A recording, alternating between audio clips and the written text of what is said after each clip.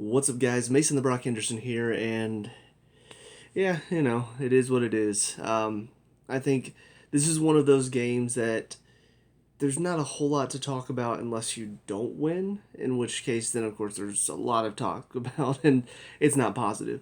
But yeah, I mean, this is a game we should win. This is a game we should win by a decent amount. Not only are Morecambe not really one of the best sides, obviously, but also apparently they've been struggling, with some people having to be out quarantine and stuff like that. So yeah, this is not really a difficult game, and winning 4-0 is about what should happen. The only problem I really have with this game is the play didn't really show much. It didn't show me anything different. It was quicker, which is better. I prefer we play quicker than we have been playing for sure. But in the final third, it's still the same. It's still the same issue. We got a lot of passing, but we have no final product. We cannot figure it out. We get a couple here and there, we get those chances where suddenly it just falls finally to the right guy after about 20 minutes of nothing. But for the most part, it's watching a bunch of pass, pass, pass, pass, pass, dumped ball to nobody. Pass, pass, pass, pass, giveaway. Random shot from outside the box that either goes into the upper stand or is just blocked out for a corner. Like there's a lack of creativity. It felt like the first half for most of it. I'm sitting here thinking this is going to be a dull game to watch. Because even though we're moving the ball a lot quicker, we're still not seeing anything happening. We're still not seeing that final through ball or that one good cross that finds somebody. It wasn't there. I'm not saying it never was, but for majority of the game, the talent we have on the field and playing against a weaker side, we should be creating chances like every couple minutes. And what ended up happening is we created a chance like every 15, 20 minutes, and those few chances we created ended up as goals. So, I mean, you look at the first half, we had 3 or 4 chances in the entirety of the first half. We had 3 or 4 good chances that actually led to a shot on goal or just wide, and we got 2 goals. So clearly, if we had gotten more chances, it would have been a lot more in the first half. It wouldn't have ended 2-0. It would have ended more like 5-0 in the first half if we had created more chances. Because clearly, we were creating good enough chances when we did that we could finish them. So the fact that we didn't create that many chances, we only created a few, and we scored 2 out of those few, shows that, yeah, we weren't doing enough. I mean, it's how it is, and it's how it's been for the past several games. It's been a lack of creativity and a lack of quality in the final third, and then, some of the games it just took that one chance for the other team, and then for some of the games we just got dominated, by teams better than us. So yeah, nothing changed for me. Yeah, it ended 4-0, but still nothing changed.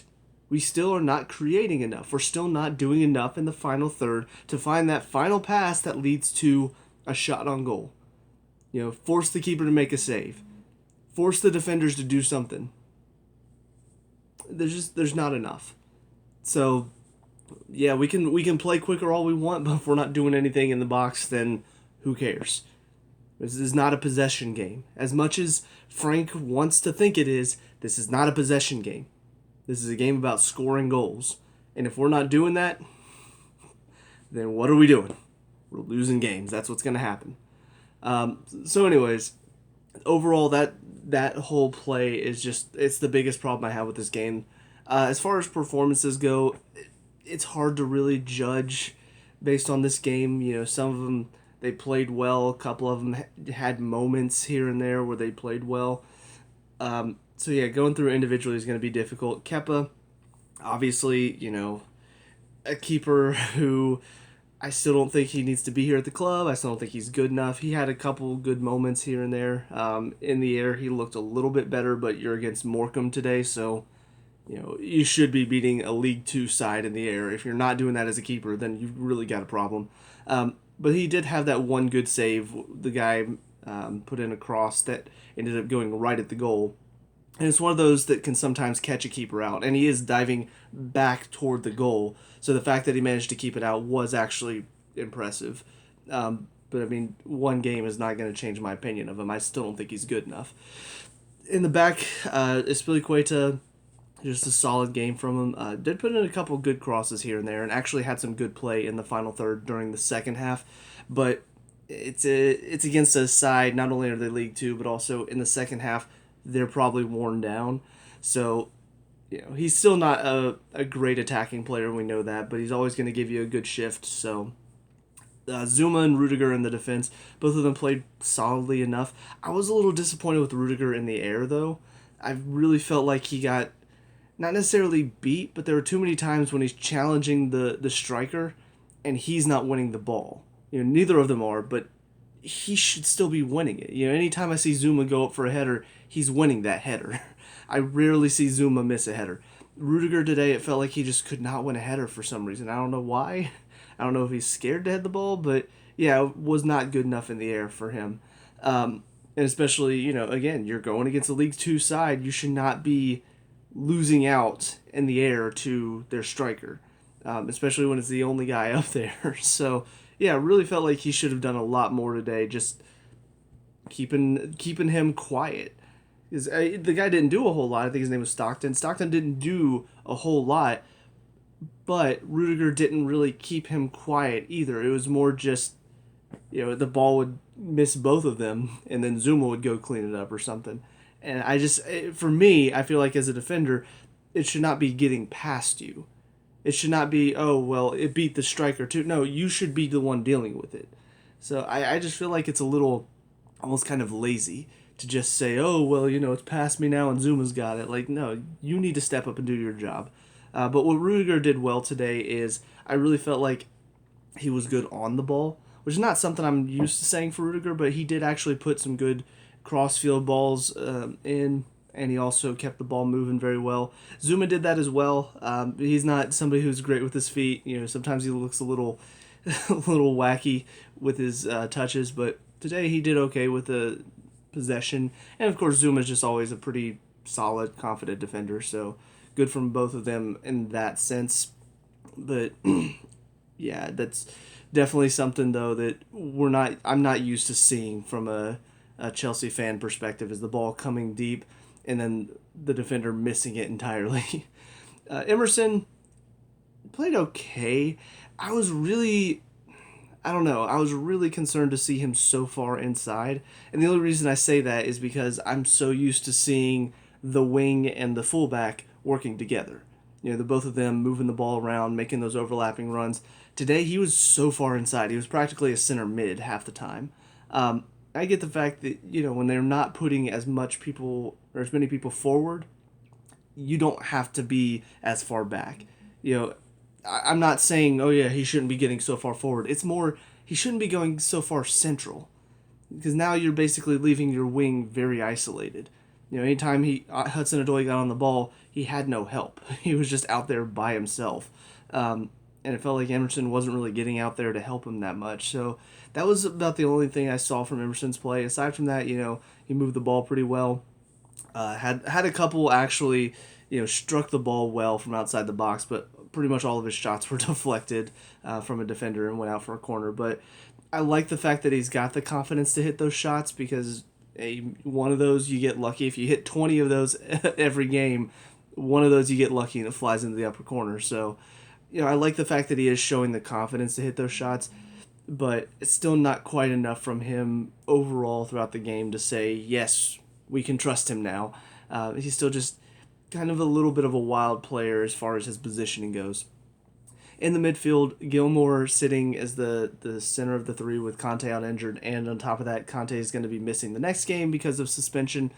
Yeah, I want to see Gilmore against Fulham. I do not want to see Jorginho at all. And the reason I say that is because Gilmore today, this actually was not one of his better games in my opinion. I think he was very ineffective on the game, and most of the time he is pretty effective. He's good at sending those balls out wide. He's good at making things happen from the center. And he was doing that a couple times, but he didn't do it nearly as much as I'm used to seeing him. But even the fact that he was ineffective, the one thing that makes me say put him in over Jorginho is even in the game where he's ineffective, he's still doing his job so smoothly. Jorginho, when he's in there, I always got to worry. I always got to say, okay, defensively, is he going to get beat? Gilmore got beat a couple times, but he works back. Jorginho, too slow. Too slow to get back if he gets beat. Gilmore's actually back there, and he's helping putting pressure on. He's actually being a part of the defense. On top of that, what is Jorginho known for? His link-up play. He drops deep and he links up between the two defenders. However, how many times have we seen him give away a ball, or whenever pressure gets put on him, whenever he's linking up the play, gets it picked off? Gilmore today? Never happened. He tried some balls that were a bit more difficult, that were a bit more forward, which is good to see because Jorginho almost never tries that. And occasionally he'll dump it in behind and it'll work out, but that's one of his good games. On his bad games, he never even tries it. He's just there to ping, ping, ping, ping, ping, ping. But aside from that, also, the one thing that really puts Gilmore ahead of Jorginho for me is the speed of his play. With Jorginho, it's touch, pass, touch, pass. Gilmore, it's touch, pass. Like, it's just so quick. He wants to move the ball. He wants to get it, and he wants to get rid of it. And it's just so quick to watch. I'm like, this little 19-year-old kid, this tiny little kid too, he's showing you up, Jorginho. This guy that was wanted by Man City, by Pep Guardiola, is being shown up by this little 19-year-old kid from Scotland who just, he's just so energetic. I will not understand if Frank decides to go with Jorginho against Fulham. I will not understand. Based on his performance today, I'm sitting here thinking this isn't even one of his best performances, and he's still showing more than Jorginho on one of Jorginho's good days. So, yeah, I fully expect to see Gilmore against Fulham, and if I don't, it's going to raise even more questions about Lampard for me, because why wouldn't you play him? As quick as he plays, as energetic as he is in the midfield, as much as he links up the play and just keeps it so simple, and he's so confident on the ball, there's no reason why he shouldn't be playing Gilmore. No reason whatsoever. Mount and Havertz were ahead of him. Still don't understand why not go with the 4-2-3-1?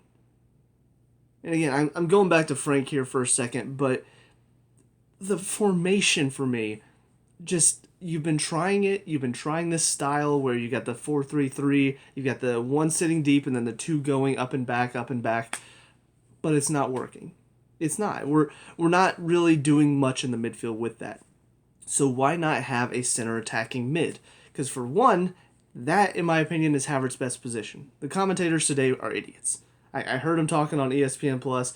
First of all, they were saying that Chelsea was dominating the game and they were, taking the game to Morecambe. And I'm like, are they? Really?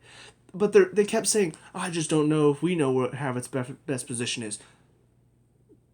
Are you kidding? When he was playing in behind the striker in that number 10, that's his best position. Those were his best games. And yes, he's still recovering, I think. He's still trying to get back to his best after being out for a few games. But I still just think you put him there, I think he's so much more comfortable. He doesn't have to work back and defend. And on top of that, he's able to make things happen. He's able to be that creative center. He's not having to get up and back and up and back and up and back. I don't think he's good on the ball. I don't think he's good with dribbling. So let him be the link-up play. Let him be the touch and pass type of player up top. I don't get why Frank can't see that. Like, to me, it's obvious. So unless there's just something I'm not seeing that Havertz is doing in this kind of box-to-box position, I see him giving the ball away. I see him trying to dribble past players and getting picked off time and time again. So why let him be that dribble player? Why not let him be the man up top to give him the ball and let him move it off to one of the wings or flick it in behind for the striker, something like that? I mean, that seems to be his best play. So anyways, but yeah, Havertz didn't look great today again. Had a couple moments where he did do some good stuff, but overall still just doesn't look comfortable. And I don't know why that's not a thought process. I don't know why Frank can't see that and try that out. Give him the number 10, 4-2-3-1. Boom, there you go. But whatever. Mount was the other one.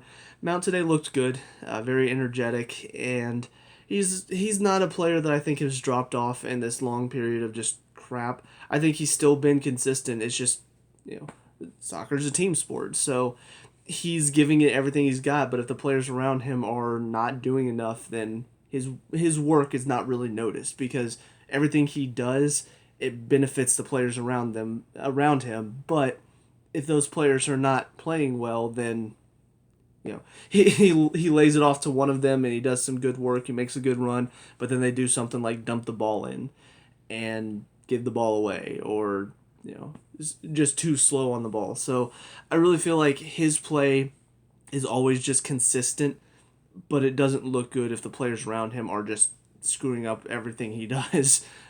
So it kind of sucks because you don't want to judge one player based on the overall team, but it really does feel like that happens for him a lot, unfortunately. And I don't think it's warranted. I think he still does his job very well. I still think he works very hard in the midfield. Hudson-Odoi, a player who, in my opinion, at least from the commentator's point of view, very, very underappreciated. I mean, worked his butt off today as well. And he's somebody that he's been putting in a lot of good performances coming off the bench. And I don't know why Frank's not starting him more because of that. Don't get me wrong. It's not like I want to see Ziyech or Pulisic on the bench, But Hudson-Odoi, he's tearing it up right now. He's just very quick. He's beating players on the dribble. His crosses could still use a little bit of work, but, I mean, he's getting corners out of him at least. Give it a shot, let him show what he can do, because right now he's playing full of confidence and he's doing well. For the first half, I thought him and Mount were our two best players. Even when we weren't really creating much, he's still trying to make things happen. The problem is one, they're packing the box, so whenever he does get to the byline, there's not really a whole lot of options. But also, the movement from Werner is not great in the box. Werner is very much a player that he's good whenever the other team is high, and you can sort of get it in behind for him to run onto. But if they're packed in, he's not that type of player, and he's got to learn that, or else he's just not going to succeed at Chelsea. Because unfortunately, that was the same problem that Torres and Morata had. So we just went and got another Torres and Morata right now is what I'm seeing. But everybody keeps saying that Werner's the real deal. He can be a complete striker, so we'll see. But right now, all I'm seeing is he's another counterattack striker. And every time we've gone and gotten a counterattack striker, they've never worked out because we're not that type of team. We have been for a long time, a possession-based team. So we'll see what happens. But yeah, Hudson-Odoi for me, though, just very, very energetic and trying to make things happen. It's just unfortunate that I don't think he really had the help up there today to get that final pass in. But still, just on the ball, he makes things look good. He makes things look dangerous. And that's something we've been lacking, I think, from Pulisic and from Ziyech even. So we'll see if Frank decides to give him a chance, but he and Gilmore, I think, are two players that if they don't play against Fulham, Lampard's going to have some questions to answer if we don't end up winning that game. Ziyech on the other side, better from him today. He's been recovering from that little niggling injury he's had. But yeah, today it was better. There were better crosses coming in. I thought he looked more energetic. Still a couple of moments where it feels like he's sort of, I don't know, maybe a little too enthusiastic. Don't get me wrong. I like whenever players feel like they have the confidence to take on shots, or they want to put in that dangerous ball, even though it's very risky and you've got the chance of starting a counterattack possibly if it doesn't come off. But I don't know. There are times whenever I feel like it's better, especially if you've got help around you, to just keep that possession and try to work it a little bit more. So it feels like there are just some moments where I do want a killer ball to come in, but not at the moment that Ziyech tries it. It's a little too early. There's nobody really in the box, and then on top of that, you've also got better options around you. So maybe get a couple more passes in, let a couple more players get into the box, or drag some other defenders away, and then send in that ball, or then have that shot that puts the keeper under pressure. I don't know. His decision making could use a little bit of work, but overall it was better today, and it did look a lot better as well. And then Werner up top. Good to see him get a goal, but again, like I just said, I don't think he is a striker that whenever the other team packs it in and there's just 10 people in the box, he's not a striker that's going to do much with that. And I hate to say it, but again, I don't think we went and got the right striker. That's just the more I see of him, that's all I can think is he's another Torres. He's another Murata. He's got a lot of pace. He can beat a defender in behind. But if beating a defender in behind means you're on the goal line, then what's the point? Like, essentially now you're running out of bounds or you're running into the goal. So what's the point? So yeah, I don't know. It's very concerning. And the weird thing is, I have thought he could end up being a good wing. He's got a lot of pace. He's good at breaking in behind. So maybe he'll be good at that. But it seems like whenever he gets put out on wing, he's just completely useless. Like his link up play is not great. Dribbling, he's not very clever on the ball, so he gets picked off very easily. So I don't know. I just feel like his one thing that he can do is you dump it in behind the defenders, and then he goes and gets it, and that's what he does best. But we don't really face many teams that push up high against us. So why did we go get a striker like that? I don't know. The more I watch him, the more I'm just like, I'm not convinced. I'm not somebody that very first game, like, he doesn't score, he doesn't play well. I'm like, yeah, he just needs to be gone. But it's been over half a season, and everything that I've seen from him has just told me he's not the right fit for Chelsea. It's very much the same situation that we saw with Torres, same situation we saw with Morata, and it's repeating again with Werner. So, unfortunate, but that's how I feel. Players that came on, Pulisic and Giroud. Pulisic didn't do a whole lot. Just didn't really notice him out there, and that's not good considering how well Hudson-Odoi played today. Giroud, worked hard, got a couple chances. He's just a striker that's going to give you 100% every single game, and it's going to keep Werner out of the side. If Giroud can continue to score, and even if he's not scoring, even if he's just creating chances, because that was the thing. Whenever they put Giroud on for Werner, suddenly we started creating more chances. We started having those opportunities come, and they were actually forced to make saves and to make blocks and actually put in good tackles instead of just sort of sit there and wait for us to dump the ball in and head it away. It actually became they had to defend, and that's why we ended up creating more chances and scoring goals. Like, it started whenever you bring Giroud on. So, yeah, if Giroud can continue to perform well, I don't see any reason why Werner should even be out there, unfortunately. And I don't want to say that. It's not like I want to go like, oh yeah, I knew Werner wasn't going to do well. But that's what it's looking like right now. What are the other ones to come on? I don't even remember now. There's another midfielder I think that came on. No, Abraham came on. That's right. So yeah, he brought on Abraham for Mount. Went to kind of a 4-2-4, 4-4-2, whatever you want to call it. So two strikers on, and didn't really see as much as I wanted to from having two strikers on. I think part of the problem is that Abraham and Giroud are both kind of similar in a way. I think Abraham is a lot better with, being in the box and receiving it and playing quickly, whereas Giroud is very much a target man.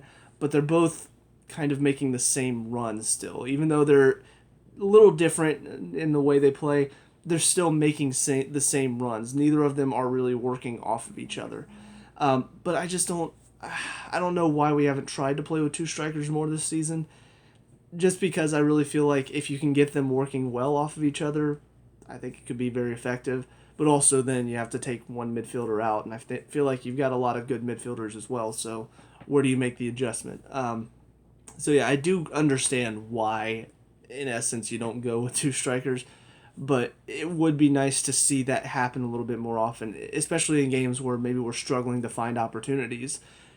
Go with two, let them both out there, let them play together more often at practice, let them work off of each other, because I really feel like that would be a pretty deadly combination to have Giroud up there with Abraham or with Werner and have them making runs off of Giroud. I mean, he flicks it on very well. I don't know why that's not an option, but Anjorin and Tamori come on for the last, and it's just giving the youngsters a bit of a run out. Neither of them really did anything that made me go, "Oh yes, that's what we need." Like they were just both okay. But yeah, again, 4-0. It's kind of what is expected. The play though, I just don't really feel like we showed anything different than what we've been showing for the past 7 games. It's defense was okay, attack was kind of poor. We didn't really create many chances, and when we did, we scored. So, yeah, we've got to be more aggressive in the final third. We've got to be more creative. There's got to be more movement, because right now it's just not really showing me much of anything. And yeah, for a manager who's under pressure right now, who has a lot of questions coming his way, this, in my opinion, was not enough to say, oh, okay, so we're good. Give him some more time. For me, it's still more of the same. It's a win to make the board go, okay, well, we won't be sacking you today. But at what point do you say, okay, enough is enough? What point do you say, all right, well, this game is the one that was just a little too far? Because for me, that game came against Arsenal. The Arsenal game is where I said, all right, Frank, that's enough. Like, if you can't beat a struggling Arsenal side, if you really sat off against an Arsenal side that hadn't scored from open play in 10 games, I think it was, you sat off against that Arsenal side and let them come at you and then score 3 on you. I mean, for me, that was the final nail in the coffin. We hadn't been playing well up to that point. We already lost 2 against a struggling Everton and a struggling Wolves, and then we beat West Ham. But then that game right there was just like, all right, well, that's got to be it, right? Like, that's too much. Not that we were doing very poorly at that point, in the table, but performance-wise and result-wise, I mean, there was just, it's the same as last year, and we went and spent all this money and we've not improved. So, that should be the final straw, but then it wasn't, and then we lost, and then we drew, and then we lost. So it's just it keeps getting worse. It keeps getting worse. This is just the one little positive blip that I'm just well, I mean, if we don't go on a winning streak here, you got to say that's it, right? I don't know. I'm frustrated because on the one hand, I did want to see Frank succeed. I did want to see him come in and do well and take us to high levels and say, yeah, we've got, it's the Ole Gunnar Solskjaer, right? Man U fans wanted to see him come in and succeed, and yeah, they are on a bit of a run right now, but Man U always goes on a run before they tank. But with Lampard, I was yes, I would love to see a club legend come back and manage and show that he can do it. Because he was a very clever player mentally. You could see he had the mental capacity to go into managerial roles when he played. And so he's here. And at first it seemed yeah, he's giving the youngsters a chance. He seems like he's willing to adapt. But this season, there's been none of that. We're still the same as last season, even after going and spending money on these supposed superstars. We've come in this season, and it's still the same issues we had last season. The same lack of creativity, the same defensive mistakes. And not only that, but now Lampard isn't even willing to experiment a little bit and kind of give the team a boost by, hey, let's try a different formation today, or hey, let's try, a little bit different style of play today. It's just, okay, guys, 4-3-3, go on. You got this. Oh, we lost. All right, guys, 4-3-3, go on. You got this. Possession. Oh, we lost again. All right, well, we'll try it one more time. 4-3-3, possession. Let's go. And it's just the same stuff. And that, in my opinion, that's the sign of a lost manager. I said the same thing under Sarri. Whenever a manager is unwilling to adapt, even though they're not doing well, even though they're struggling, that's the sign of a manager that can't make it in the Premier League. because the Premier League requires adaptability. The Premier League requires you to make changes, and he's not. It's still the same. So, anyways, that was my Lampard rant. I personally don't think he's going to succeed, but hopefully he proves me wrong. If not, then hopefully that they go get a manager that can actually do something effective here, because it feels like we've not really been effective for the past few years. It feels like it's just sort of been like a couple of years where we just all of a sudden rose up to the top and we're like, yeah, we're on top of the world, and then the next year it crashed again. So, anyways, that's it for me. So let me know what you guys think down in the comment section below. What were your thoughts on this game? Let me know. We can talk about and discuss all that good stuff. Leave a like and subscribe for Chelsea reviews, and I'll see you guys at the next one. Peace out.